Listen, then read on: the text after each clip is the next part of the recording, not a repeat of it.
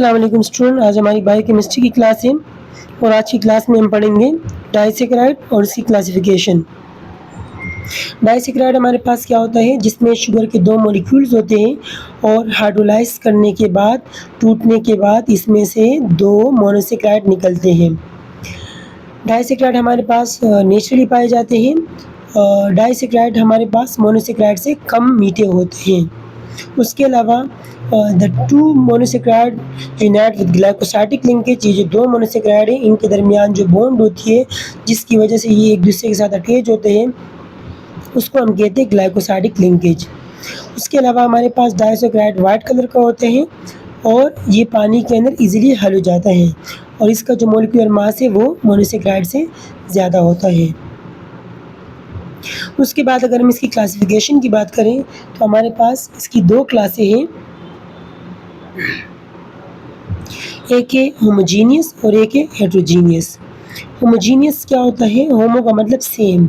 If all sugar molecule in disaccharide are same it is called homogeneous. इसकी example आपके पास क्या है?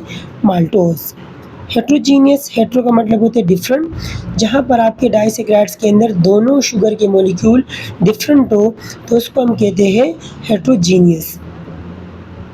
अगर हम इसकी एग्जांपल की बात करें तो हमारे पास सक्रोज हमारे पास, जिसको हम आम ज़बान में से क्रीम बोलते हैं, और जो आपके घर में चीनी पाया जाता है उसको सक्रोज बोलते हैं। सक्रोज किससे बनता है? जिसमें एक मॉलिक्यूल ग्लूकोज का होगा और एक फ्रक्टोज का होगा। इसी तरीके से हमारे पास आते हैं लैक्टोज।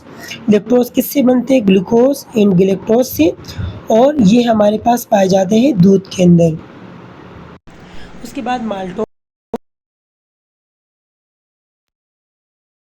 अंदर, और ये हमारे पास बनते हैं दो ग्लूकोज मॉलिक्यूल से। तो यानी जो माल्टोज है वो होमोजीनियस डाइसैकेराइड है और सक्रोज और लैक्टोज हेट्रोजीनियस डाइसैकेराइड है, क्योंकि सक्रोज और लैक्टोज के अंदर अगर आप देखो तो दोनों मॉलिक्यूल्स अलग हैं। सक्रोज में ग्लूकोज और फ्रक्टोज है, लैक्टोज में ग्लूकोज और गैलेक्टोज है, जबकि माल्टोज होमोजीनियस है क्योंकि इसमें दोनों मॉलिक्यूल सेम है, दोनों तरफ ग्लूकोज प्लस ग्लूकोज लिखा है। फिर हमारे पास एक और क्लास आती है ओलिगोसैकेराइड। ओलिगोसैकेराइड का मतलब होता है कि अगर आप इस कंपाउंड को तोड़ोगे सैकेराइड निकलेंगे।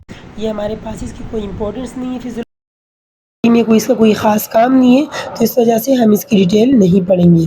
तो आज का टॉपिक आपके ये था, इस आप लोग पूछ सकते हो और उम्मीद है कि आप सबको समझ आ गया होगा।